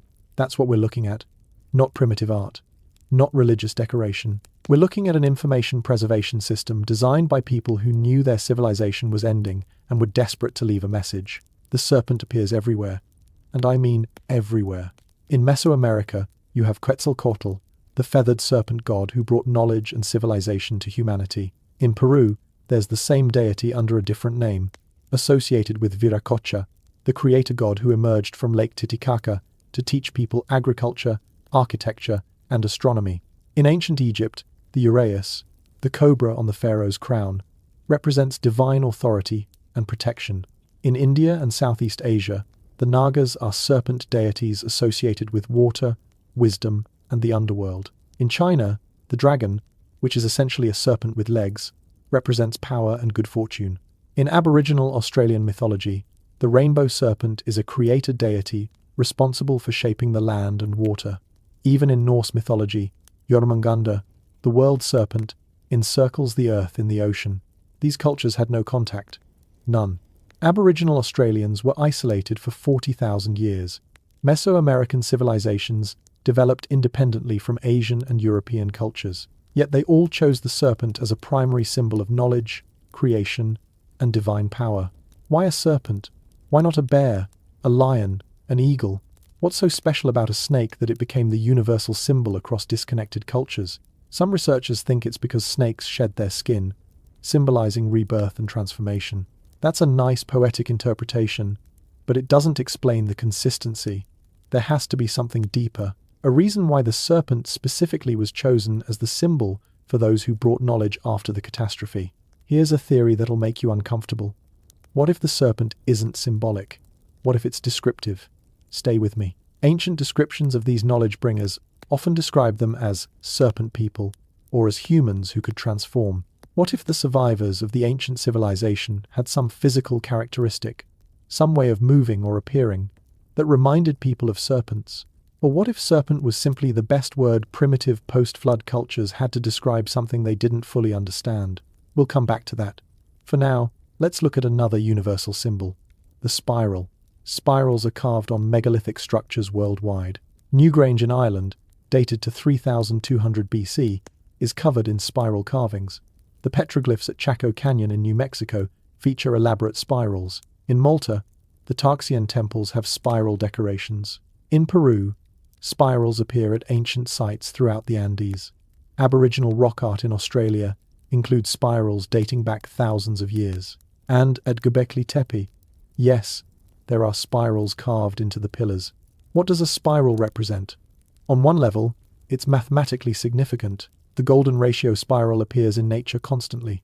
In seashells, galaxies, hurricanes, even in the structure of DNA. It's a fundamental pattern of growth and expansion. But spirals also represent cycles, the way things return but at a different level. Time as cyclical rather than linear. Ancient cultures were obsessed with cycles. The Mayans had multiple interlocking calendars tracking different time cycles. The Hindus conceive of time as yugas, vast cycles of creation and destruction spanning hundreds of thousands of years. The ancient Egyptians tracked the precession of the equinoxes, the slow wobble of Earth's axis that takes 26,000 years to complete. Wait, let's pause on that. The precession of the equinoxes. This is critical. Earth's axis doesn't point in exactly the same direction all the time.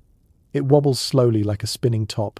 This wobble takes approximately 25,772 years to complete one full cycle. Because of this precession, the position of the stars relative to Earth appears to shift over time. The North Star hasn't always been Polaris, and it won't be forever. Constellations that rise on the spring equinox change over thousands of years. This is subtle. You can't notice it in a human lifetime. You need centuries of careful observation to detect it, and you need thousands of years of records to calculate the full cycle. Modern science didn't confirm the precession until the work of Hipparchus in the 2nd century BC, and even he was working from much older Babylonian astronomical records. Yet ancient cultures knew about it. They tracked it. They encoded it in their monuments. The 3 pyramids at Giza align with the 3 stars of Orion's belt, but not as they appear today. The alignment is perfect for how Orion's belt appeared in 10,500 BC. That's 8,000 years before the pyramids were supposedly built. Egyptologists insist the pyramids date to 2560 BC, under Pharaoh Khufu. So why do they align with star positions from 8,000 years earlier? Either the builders were using ancient astronomical data, or the site itself is much older than officially acknowledged, or both. Angkor Wat in Cambodia, built in the 1200s AD, has a layout that mirrors the constellation Draco as it appeared in 10,500 BC. The temples are positioned to match the stars with precision. Why would Khmer architects in medieval Cambodia encode a star map from 10,000 years before their time? At Tiahuanaco in Bolivia, the gateway of the sun is aligned to the spring equinox, but calculations show the precision of the alignment corresponds to Earth's axial tilt from around 15,000 years ago. Earth's tilt changes slowly over time due to gravitational influences from the moon and sun. The current tilt is about 23.5 degrees, but it was slightly different 15,000 years ago. The gateway's alignment suggests it was built for that earlier tilt or was based on astronomical data from that period. Seeing the pattern, multiple ancient sites encoding the same time period, 10,000 to 15,000 years ago, the period right before and right after the Younger Dryas catastrophe, as if the survivors were deliberately pointing back to that time and saying, "This is when it happened. This is what we need you to remember." But there's more. These alignments weren't just about marking time. They were about demonstrating knowledge, proving to future generations that the builders understood sophisticated astronomy, mathematics, and the deep cycles of celestial mechanics. Dr. Robert Schoch, the geologist from Boston University, has spent years studying the Sphinx. Mainstream Egyptology dates the Sphinx to around 2500 BC, carved during the reign of Pharaoh Khafre.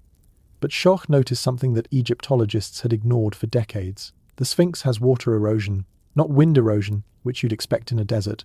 Water erosion, deep vertical channels carved by heavy rainfall over long periods.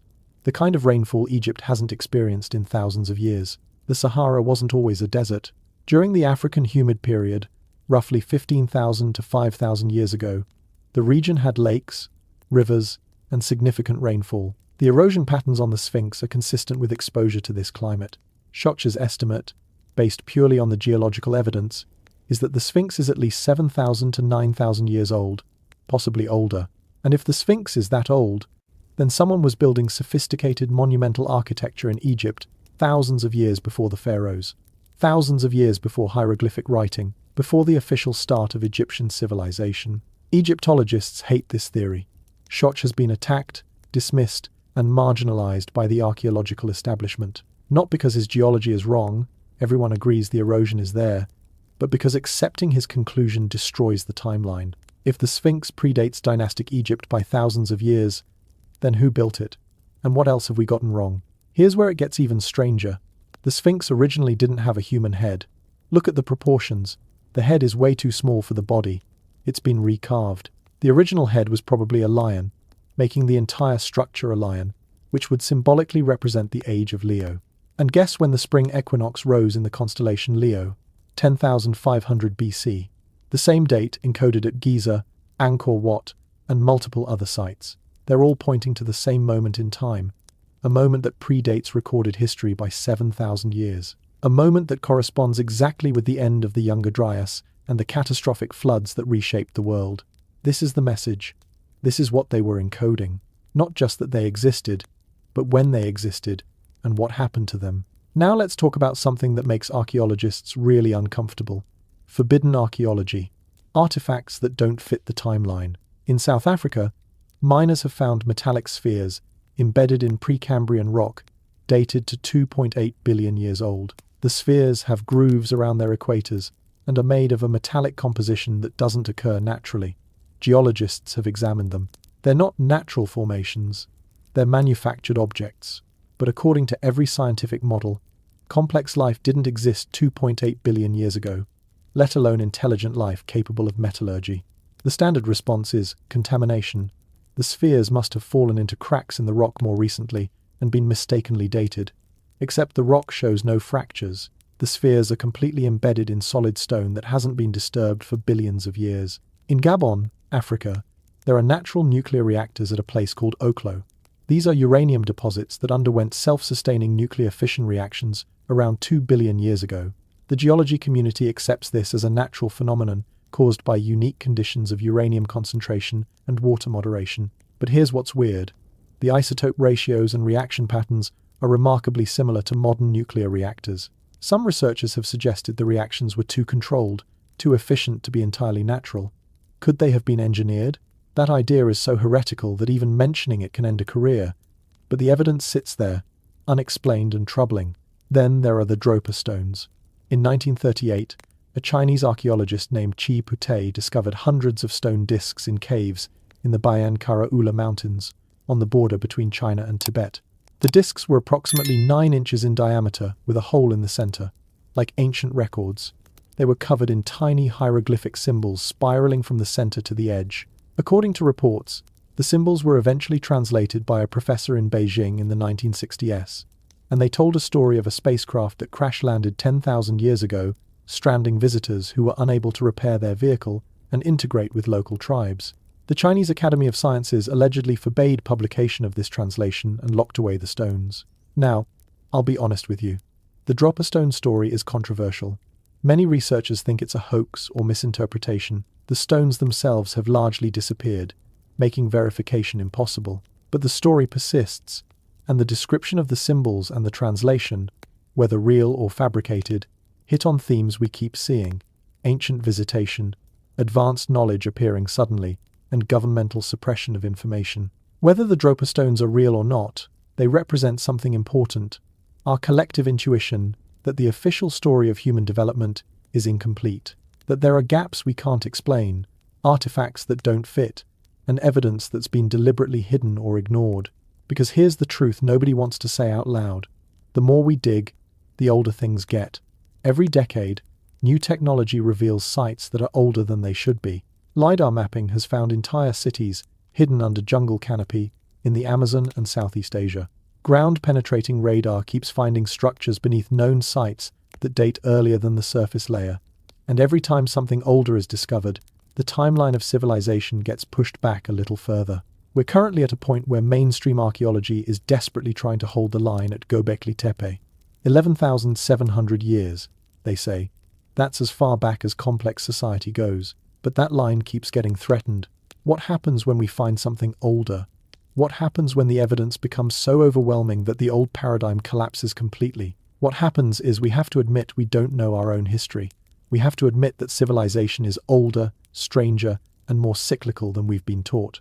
We have to admit that the serpent symbol, the spiral carvings, the astronomical alignments, they were all part of a deliberate information system created by survivors who wanted us to know what happened. And maybe, just maybe, they wanted us to know so we'd be prepared when it happens again. DNA doesn't lie. It can't be manipulated by bias or agenda. It's just data, cold and factual, sitting in your cells, telling the story of who your ancestors were and where they came from. And when scientists started sequencing ancient human DNA over the last 2 decades, they found things that completely shattered our understanding of human evolution and migration. Things that suggest our family tree is a lot more complicated than we thought, and that maybe, just maybe, the genetic legacy of that pre-flood civilization is still inside us. Let's start with the Denisovans. Most people have heard of Neanderthals, our extinct cousins who lived in Europe and parts of Asia until about 40,000 years ago.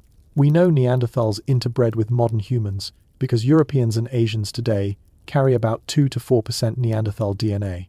That's established science. What's less known is the discovery of another extinct human species that only came to light in 2010. In a cave in Siberia called Denisova Cave, researchers found a tiny finger bone and a few teeth. The DNA extracted from these fragments revealed a population that was genetically distinct from both modern humans and Neanderthals. They named them Denisovans after the cave. And here's where it gets interesting.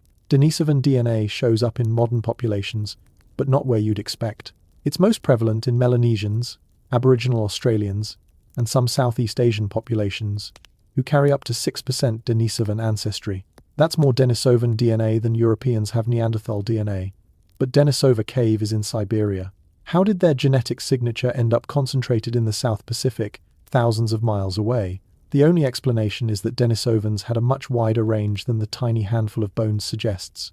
They weren't a small isolated group. They were spread across Asia, possibly living in complex societies, interbreeding with modern humans in multiple locations over thousands of years, and then they vanished, completely. By about 50,000 years ago, pure Denisovans were extinct. But here's the really strange part. Analysis of Denisovan DNA suggests they had adaptations modern humans don't have. Genetic variants that would have given them advantages in high-altitude environments, enhanced immune responses, and possibly neurological differences. Their brain cases, based on skull fragments that might be Denisovan, were larger than modern human skulls. Larger brains don't automatically mean higher intelligence, but combined with evidence of sophisticated tool use and wide geographic distribution, it suggests the Denisovans were not primitive. So what happened to them? Why did they go extinct while modern humans thrived? Around 70,000 years ago, something catastrophic happened to the human population. Genetic analysis shows that the entire human species went through what's called a population bottleneck. The global population of Homo sapiens was reduced to somewhere between 3,000 and 10,000 individuals. We almost went extinct. The most common explanation is the Toba supervolcano eruption in Indonesia around 74,000 years ago. It was one of the largest volcanic events in the last 2 million years, throwing so much ash into the atmosphere that it caused a volcanic winter lasting years. Temperatures dropped. Food sources collapsed. Most human populations died out. But here's what bothers researchers. The genetic diversity we see in modern humans is incredibly low compared to other species. Chimpanzees, despite having a much smaller current population than humans, have far more genetic diversity. That suggests our bottleneck was more severe or lasted longer than the Toba event alone would cause. It's like humanity was almost reset, wiped nearly clean, and only a small founding population survived to repopulate the world. What if there was another bottleneck event? One that happened more recently, say, around 12,800 years ago at the start of the Younger Dryas? The genetic evidence for that would be harder to detect because it's more recent, but the cultural evidence is overwhelming. The flood myths, the sudden appearance of agriculture, the founding of new civilizations built on ruins of older ones. Now let's talk about something that makes geneticists extremely uncomfortable. Haplogroup X, human mitochondrial DNA, which passes from mother to child unchanged, can be divided into haplogroups that trace maternal lineages back thousands of years. Haplogroup X is rare globally, found in only about 3% of Europeans and Middle Eastern populations. It originated somewhere in the Near East or Caucasus region tens of thousands of years ago. Here's the problem. Haplogroup X also shows up in Native American populations, specifically among the Algonquin-speaking tribes of northeastern North America and some groups in the Pacific Northwest. It's not common. Only about 3 to 5% of Native Americans carry it, but it's definitely there. This shouldn't be possible according to the Bering Land Bridge migration theory. That theory states that all Native Americans descended from populations that crossed from Siberia into Alaska during the last ice age. If that's true, Native American haplogroups should match Siberian and East Asian populations, and mostly they do. Haplogroups A, B, C, and D are found in both Native Americans and Asians, supporting the Bering Strait migration. But haplogroup X isn't found in Siberia. It's not found in East Asia. It's not found anywhere along the supposed migration route, yet it's in Native Americans and Europeans. The only way that makes sense is if there was direct contact between European or Middle Eastern populations and North America thousands of years before Columbus. Geneticists have tried to explain this away. Maybe haplogroup X came across the Bering Strait with a population we haven't sampled yet. Maybe the Siberian populations that carried it have since gone extinct. Maybe the sample sizes are too small, and it's a statistical anomaly. Or maybe, just maybe, people were crossing the Atlantic Ocean long before we think they were. Maybe that advanced maritime civilization we've been talking about had transoceanic travel capabilities. Maybe the maps showing accurate coastlines of continents on both sides of the ocean weren't just copied from ancient sources. Maybe they were drawn by people who actually sailed there. The genetic evidence for ancient transoceanic contact is mounting. Studies of ancient DNA from South American mummies have found genetic markers that shouldn't be there. Polynesian DNA in South American coastal populations predating European contact. Possible traces of Australasian ancestry in Amazonian tribes. Every few years, a new study comes out that complicates the nice, clean migration story we've been taught. And then there are the elongated skulls. Oh boy, the elongated skulls. Skulls with dramatically elongated cranial vaults have been found all over the world. Peru, especially around Paracas, has hundreds of them, but they also turn up in Egypt, Malta, Iraq, Crimea, and parts of East Asia. For decades, anthropologists explained them as artificial cranial deformation, a practice where infants' heads are bound to reshape the skull as it grows. This practice did exist in many cultures and is well documented, but some of the skulls don't fit that explanation. In 2014, a geneticist named Brian Forster arranged for DNA testing of several Paracas skulls. The mitochondrial DNA came back with sequences that didn't match any known human haplogroup. The lab reported mutations that suggested the skulls represented a population that was genetically distinct from Homo sapiens. Now, before we go full ancient aliens, let's be clear. The testing was not peer-reviewed. The results were disputed by other geneticists. Contamination is always possible with ancient DNA, and Forster has a financial interest in promoting alternative theories. So, we need to be skeptical. But even if we dismiss the DNA results, the skulls themselves present a problem. Some of them have cranial capacities significantly larger than normal human skulls. Some lack the sagittal suture, the joint that runs front to back on the top of the skull. Some have eye sockets positioned slightly differently than typical human skulls. And the elongation in many cases is so extreme that artificial deformation alone doesn't seem sufficient to explain the final shape. Were these people a distinct genetic population, a subspecies of human that had different skeletal characteristics? Or are we looking at extreme examples of artificial modification that push the limits of what human bone can endure? What's clear is that in multiple ancient cultures across the world, elongated skulls were associated with elite status. Royalty had them, priests had them, the ruling classes. Why? If it was just fashion, why the same fashion in Egypt, Peru, and the Pacific Islands, places with no supposed contact? One theory that nobody in academia wants to touch is that elongated skulls were an attempt by later cultures to imitate an earlier population that naturally had different cranial shapes. That the survivors of the pre-flood civilization, the knowledge bearers, the gods of ancient myths, they looked different. And the kings and priests of post-flood societies tried to make themselves look similar to claim authority and divine connection. It sounds crazy until you realize that's exactly what the myths say. The gods looked different. They were taller. They had unusual features. They were described as shining or radiant. And they bred with humans, creating hybrid bloodlines that supposedly carried divine heritage. The Nephilim, in biblical texts, the demigods of Greek mythology, the divine dynasties of Egypt where pharaohs claimed descent from the gods, the Inca royalty who said they were children of the sun, all of them claiming genetic connection to beings from before, beings who were human but somehow more than human.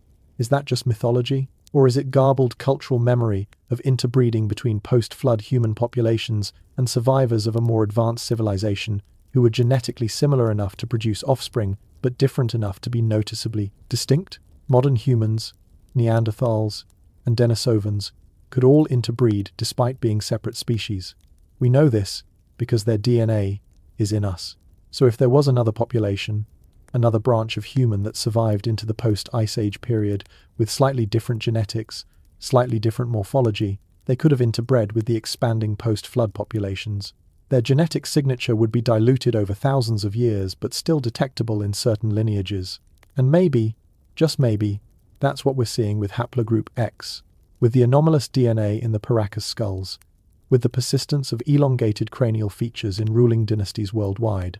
Not aliens, not gods, just humans from before, survivors of the deluge who became the foundation of legends because they carried knowledge the post-flood populations didn't have.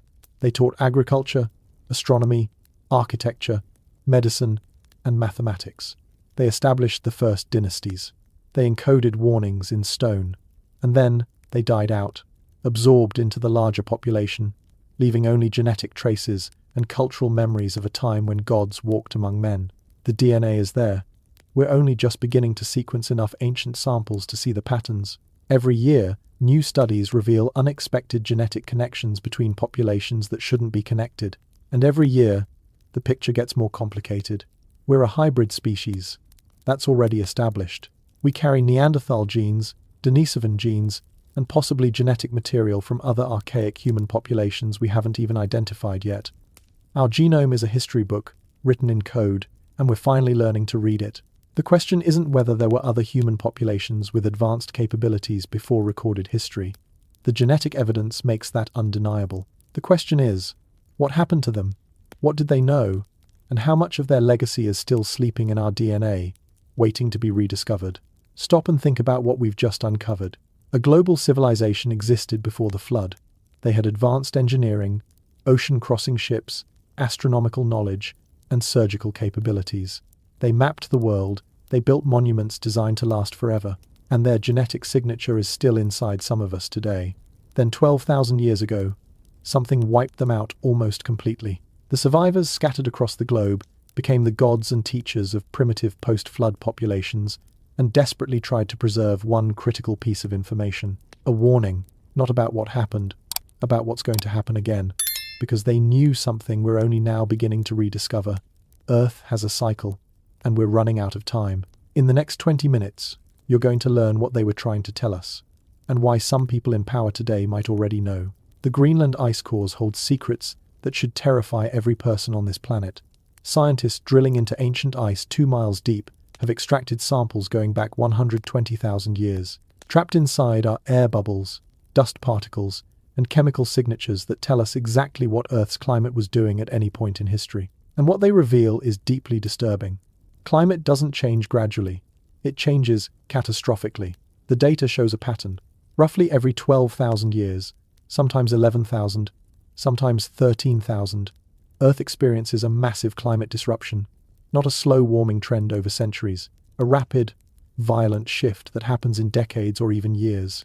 Temperature swings of 15 to 20 degrees Fahrenheit, massive changes in precipitation, magnetic anomalies, and then, after a period of chaos, things stabilize into a new climate regime.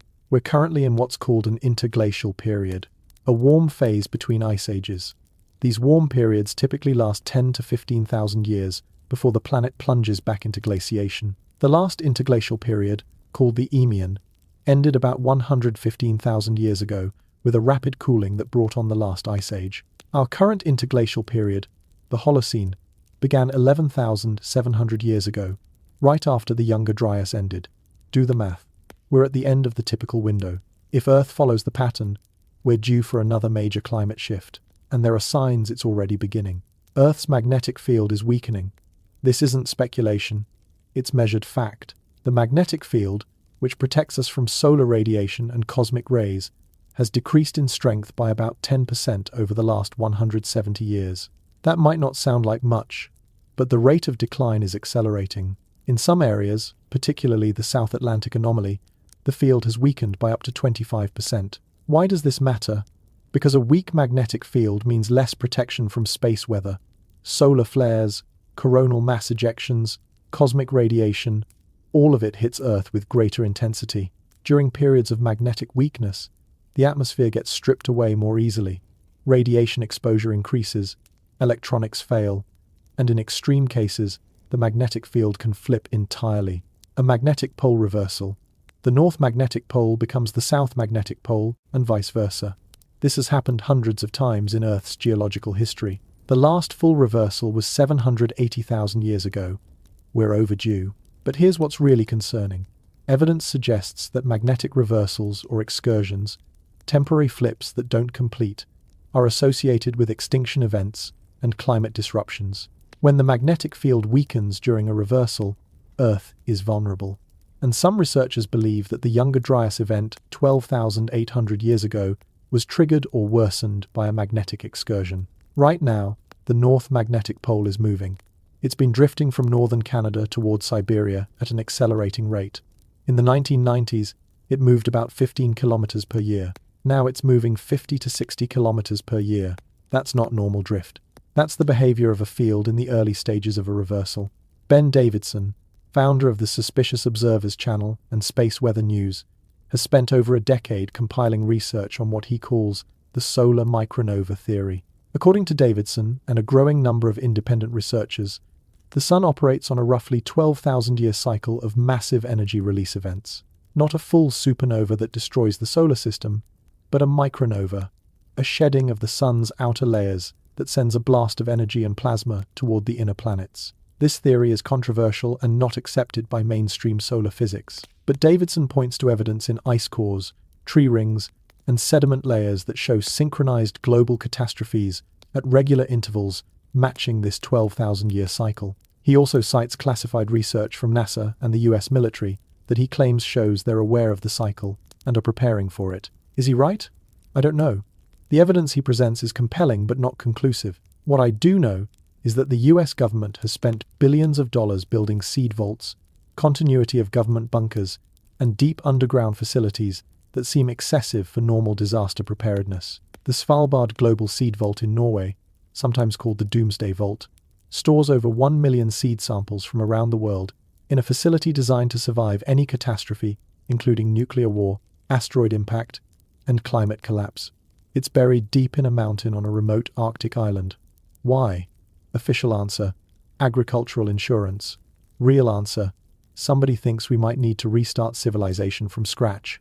Wealthy elites are building bunkers, not small storm shelters. Massive underground complexes with air filtration, hydroponics, years of food storage, and independent power systems. New Zealand has become a hotspot for billionaire preppers. Silicon Valley executives are buying remote properties and constructing facilities designed to ride out societal collapse.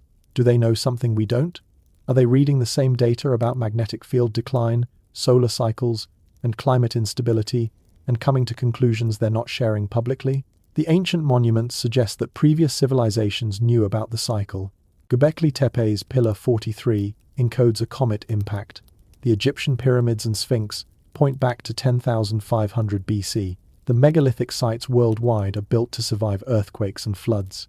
These weren't just temples. They were warnings, time capsules, messages to whoever came next saying, "This happened before, it will happen again, here's when." Precession of the equinoxes, that 26,000-year wobble of Earth's axis we talked about earlier, creates a great year with 12 ages of roughly 2,160 years each. The age of Pisces, the age of Aquarius. You've heard the terms.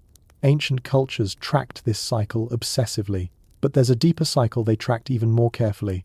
The half precession, 13,000 years, when the spring equinox shifts from one side of the zodiac to the opposite side. Cultures that understood precession would recognize that 13,000 years is a significant marker, and if catastrophes tend to cluster around that interval, you'd want to encode that knowledge for future generations. The Maya had their long count calendar, which counted days from a mythological creation date. One full cycle of the long count is 5,125 years. But the Maya also talked about larger cycles, world ages that ended in destruction. The current world age, according to Maya cosmology, began after the previous world was destroyed by flood. Sound familiar? Hindu cosmology describes kalpas and yugas, vast cycles of creation and destruction spanning hundreds of thousands of years. At the end of each yuga, the world undergoes catastrophic renewal. The current age, Kali Yuga, is supposedly heading toward its end, though the timescales in Hindu texts are so vast, it's hard to map them to specific dates. But the pattern is consistent across cultures. Time is cyclical. Civilizations rise and fall, catastrophes reset the world, and the survivors who understand the cycle try to warn the next iteration. What exactly are we being warned about? Let's look at the mechanisms. The Younger Dryas impact hypothesis, which we discussed earlier, suggests a comet impact triggered the catastrophe 12,800 years ago. The Taurid meteor stream, Earth's orbit passes through it twice a year in June and November, contains the remnants of a much larger comet that broke apart 10 to 20,000 years ago. Most years, we get harmless meteor showers, but occasionally, Earth encounters larger fragments. In 1908, the Tunguska event in Siberia was likely a Taurid fragment that exploded in the atmosphere with the force of 10 to 15 megatons of TNT. It flattened 80 million trees over 800 square miles. If it had hit 6 hours later, it would have struck a populated area and killed millions. That was a small fragment, maybe 60 meters across. The Taurid stream contains objects much larger, some potentially kilometers in diameter. We don't have complete tracking of everything in that stream, and the peak encounters happen on a cycle. We're entering a period of increased Taurid activity over the next few decades. NASA knows this. They've ramped up near-Earth object detection programs. They've successfully tested asteroid deflection technology with the DART mission, but they're not talking publicly about cyclical catastrophic impacts. Why? Because what do you do with that information? If you tell 7 billion people that a comet could hit Earth in the next 50 years and cause a global catastrophe, what happens? Panic, economic collapse, social breakdown. Maybe it's better to quietly prepare and hope we get lucky. Build the seed vaults, create continuity plans, track the objects, and keep the public calm. But there's another mechanism to consider: the solar connection. Our sun is not a stable, unchanging ball of fusion. It's a dynamic, complex system that goes through cycles. The 11-year sunspot cycle is well known, but there are longer cycles.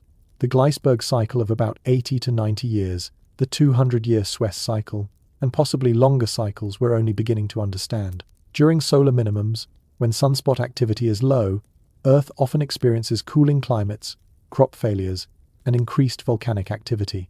The Maunder minimum from 1645 to 1715 corresponded with the Little Ice Age in Europe.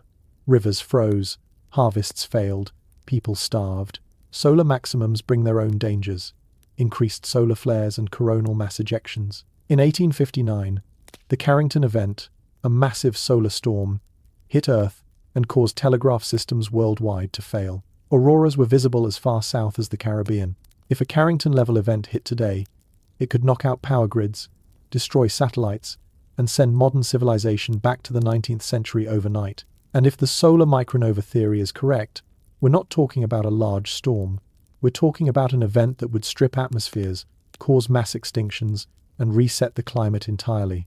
The evidence for past micronovas is debated, but the 12,000-year pattern in ice cores and geological records is undeniable. So maybe the ancient warning isn't about one specific mechanism.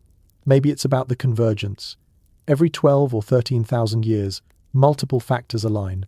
The magnetic field weakens, solar activity peaks, Earth passes through a debris field, and the planet gets hit with a perfect storm of cosmic catastrophe. The survivors of the last cycle knew this. They'd seen it happen. They'd lost everything. And they encoded the warning in stone because they knew future civilizations would need it. Are we listening? Or are we too busy dismissing ancient knowledge as primitive superstition while our magnetic field weakens, our sun becomes more active, and we drift through a meteor stream that's already hit us once before? The clock is ticking, not in years, but in decades, maybe less. And the people in power who have access to the best data and the most advanced monitoring systems, they're building bunkers and seed vaults. That should tell you everything you need to know about what they think is coming. Let me tell you a story. Not the story you learned in school, but the story the evidence actually tells when you stop forcing it to fit a predetermined narrative. 15,000 years ago, during the last ice age, there was a civilization, not primitive hunter-gatherers scraping by in caves. A sophisticated, globally connected maritime culture that had mapped the world, understood astronomy and mathematics, built in stone with precision we struggle to replicate, and had accumulated thousands of years of knowledge about Earth's cycles and the cosmos. They lived primarily on coastal plains that are now underwater. Their cities were ports. Their economy was based on oceanic trade routes connecting populations across continents. They had ships capable of crossing oceans. They had navigation technology sophisticated enough to accurately map longitude. They understood the precession of the equinoxes and tracked celestial cycles spanning tens of thousands of years. This wasn't a single empire with one capital. It was a network, different regions, different cultures, but connected through trade, shared knowledge, and possibly a common origin or ruling class. Think of it less like the Roman Empire and more like the Bronze Age Mediterranean trade network, but global in scale and far more advanced. Then, 12,800 years ago, the Younger Dryas began. Whether triggered by comet impacts, solar events, or both, Earth was suddenly plunged into catastrophic climate chaos. The ice sheets that had been stable for thousands of years began to destabilize. Mega floods swept across continents. Coastal cities drowned as sea levels began to rise. Populations that had lived in the same areas for generations were forced to flee inland or die. The civilization didn't end immediately. It took over 1,000 years for the Younger Dryas to run its course. During that time, the survivors did what humans always do. They adapted, they moved to higher ground, they built new settlements, and critically, they tried to preserve their knowledge. Some built Göbekli Tepe, a temple complex designed to encode astronomical knowledge and serve as a gathering place for the scattered survivors. They carved warnings about the comet impact, they created acoustic chambers for ritual and teaching, and when the climate shifted again and the site was no longer viable, they carefully buried it, preserving it for a future civilization that might one day uncover it and understand the message. Others took to the seas. They had the knowledge and the ships. They became the wandering teachers, the knowledge bearers who showed up in different regions teaching agriculture, astronomy, and architecture. The people who came after called them gods. Viracocha in Peru, Quetzalcoatl in Mesoamerica, Osiris in Egypt, the Nagas in India, the serpent gods who brought civilization. By 10,500 BC, the Younger Dryas was ending. The ice melted rapidly. Sea levels rose nearly 400 feet. Everything on the continental shelves, all those coastal cities and ports, was drowned. The heart of the old civilization was gone, buried under the ocean. But the survivors had reached high ground, and they started building. They built the Sphinx in Egypt, aligning it with the age of Leo. They built the first structures at Baalbek, using stones so massive that later cultures couldn't understand how it was done. They built the underwater temples that are now off the coasts of India and Japan, and they encoded the date of the catastrophe in astronomical alignments so that future civilizations would know when it happened. Over the next several thousand years, these pockets of survivors slowly died out or were absorbed into the growing post-flood populations. Their advanced knowledge was lost or diluted. What remained were fragments, stories of gods and giants, memories of a time before the flood, and physical monuments that seemed impossible for primitive people to create. By 9,500 BC, the knowledge bearers were mostly gone. What emerged were the early Neolithic cultures, people who were relearning agriculture, rediscovering architecture, and building on the ruins of what came before. They copied what they could, they preserved what they understood, and they forgot almost everything else. Then, suddenly, around 3,500 BC, civilization exploded. Egypt, Sumer, the Indus Valley, all appearing almost simultaneously with writing, cities, complex governments, and sophisticated knowledge of astronomy and mathematics. The standard explanation is that this knowledge developed independently in each location. But maybe it didn't develop. Maybe it was remembered. Maybe the 5,000 years between the end of the Younger Dryas and the rise of historical civilizations was the time it took for human populations to recover from near extinction, to grow large enough to support complex societies again, and to rediscover fragments of knowledge that had been passed down through oral tradition and inherited monuments. Egypt didn't invent civilization. Egypt was built on top of something older. The Sphinx proves it. The precision of the Giza pyramids proves it. The astronomical knowledge encoded in their monuments proves it. The early Egyptian texts themselves say their civilization was inherited from the gods who came before. The same pattern repeats everywhere. The Inca said they didn't build Sacsayhuaman and Pumapunku. They said it was there when they arrived. The Maya claimed their knowledge of astronomy came from the gods. The Sumerians said civilization was a gift from the Anunnaki, beings who came from the water and taught them everything. Every ancient culture points backward to an earlier time, an earlier people, an earlier source of knowledge. And for centuries, we dismissed it as mythology. But what if it's not mythology? What if it's history told by people who didn't have the framework to describe what they were actually talking about? The global patterns make sense now. The same construction techniques worldwide because they were taught by the same survivors. The same astronomical alignments because they were all marking the same date. The same symbols because they were all part of the same information preservation system. The serpent, the spiral, the alignment with stars. It was a language, a way of communicating across cultures and across time. And the message was simple. We were here.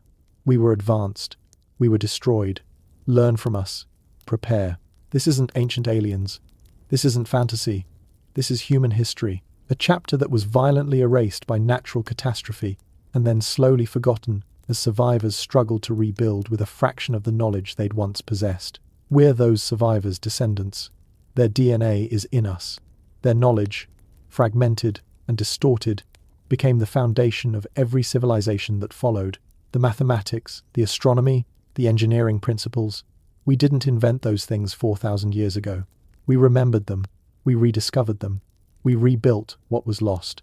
And the warning they left is becoming relevant again because the cycle is completing. 12,000 years have passed. The magnetic field is weakening. The sun is entering a more active phase. We're passing through the torrid stream. All the conditions that existed during the last catastrophe are aligning again. That's why the megaliths were built to survive earthquakes. That's why the knowledge was encoded in stone instead of paper. That's why the astronomical alignments point to specific dates. It wasn't just about remembering the past. It was about preparing for the future, our future. The resistance from mainstream academia isn't about protecting truth. It's about protecting comfort. Admitting that advanced civilization existed before recorded history means admitting we're not special. We're not the pinnacle of human achievement. We're just the latest iteration. And if the cycle continues, we might not be the last. That's a terrifying thought.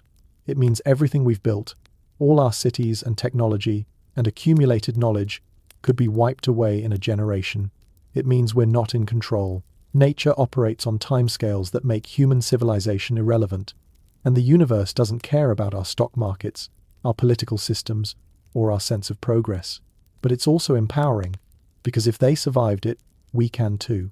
If they preserved knowledge through catastrophe, so can we. If they rebuilt civilization from near extinction, we have the same capacity. The difference is, we have their warning. We can see it coming.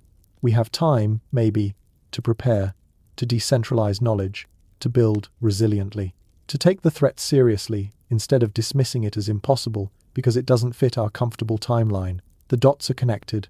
The pattern is clear. The only question left is, what are we going to do about it? We started this journey 2 hours ago with a simple question. Were we the first? And now you know the answer. We weren't. Not even close. 11,700 years ago, when the ice melted and the seas rose, an advanced human civilization was nearly erased from existence. Not primitive cave dwellers who barely knew how to make fire, people who performed brain surgery, people who mapped continents with precision, people who moved 800-ton stones and aligned monuments with stars. People who understood cycles we're only now rediscovering.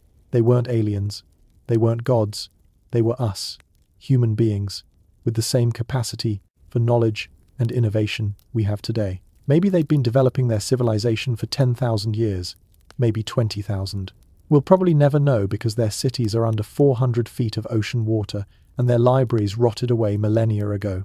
What survived were fragments, stone monuments built to outlast any catastrophe, astronomical alignments encoding specific dates, maps copied and recopied through dozens of cultures, genetic signatures in populations that shouldn't have them, and stories, flood myths, legends of gods who brought knowledge, cultural memories of a time before, when things were different. We are a species with amnesia. Graham Hancock got that exactly right. We've forgotten our own history, not because we're stupid, but because the catastrophe that reset our world was so complete, so devastating, that almost nothing survived. The few who made it became legends, and legends, over thousands of years, become myths, and myths get dismissed as fantasy. But the evidence doesn't care what we believe. It sits there waiting. Göbekli Tepe, still 95% unexcavated, underwater structures off the coasts of India, Japan, Cuba, Greece, the Sphinx with its water erosion, the Piri Reis map showing Antarctica ice-free, the precision cuts at Pumapunku, the DNA anomalies, the magnetic field decline, the solar cycles, all of it pointing to the same conclusion. This has happened before, and it's going to happen again, not in some distant future we can ignore. In decades, maybe sooner. The signs are all around us if we're willing to look. The magnetic poles racing toward reversal, the sun entering a more active phase, increased volcanic and seismic activity, climate instability that doesn't match the gradual models, and the quiet preparations by those who have access to the data governments don't share publicly. Seed vaults, bunkers, continuity of government plans, space programs suddenly focused on establishing off-world colonies. These aren't preparations for hypothetical disasters. These are responses to something specific, something cyclical, something the ancient survivors tried to warn us about. So what do we do with this information? Do we panic? Do we give up? Do we assume it's all conspiracy and go back to pretending everything is fine? Or do we take responsibility? Do we demand transparency from institutions that have been hiding evidence for decades? Do we support independent researchers who are willing to ask uncomfortable questions? Do we start preserving knowledge in ways that could survive catastrophe, decentralized and resilient? Because here's the truth. If the cycle continues, if the 12,000-year catastrophe pattern is real, then we're living in the most critical period in human history. We're the generation that has to choose. Do we learn from the past, or do we repeat it? The ancient civilization that came before us had knowledge we've only recently matched. But they didn't have our technology. They didn't have digital data storage. They didn't have global communication networks. They didn't have the capacity to detect asteroids and potentially deflect them. They didn't have underground facilities and life support systems. We have advantages they didn't. We also have vulnerabilities they didn't. Our entire civilization is dependent on electrical grids that can be knocked out by a solar storm. Our food systems are so centralized that one major disruption causes mass starvation. Our knowledge is stored in formats that require technology to access. If the power goes out permanently, we lose almost everything. But we have time, maybe, to fix those vulnerabilities, to build resilient systems, to preserve knowledge in multiple formats, to take the ancient warning seriously. The people who built Göbekli Tepe and encoded astronomical data in the pyramids weren't trying to impress us. They were trying to save us. They were leaving a message for their descendants, for us, saying, "This is what happened, this is when it happened, and this is when it will happen again. Don't be caught unprepared like we were." 95% of Göbekli Tepe remains buried. Antarctica's ice is melting, revealing what lies beneath. New technology is finding hidden structures every year. The evidence is mounting. The timeline is collapsing, and the truth is becoming undeniable. We were not the first. We are the inheritors of something far older and more sophisticated than we've been taught. And if we don't wake up to that reality soon, we risk becoming exactly what they became.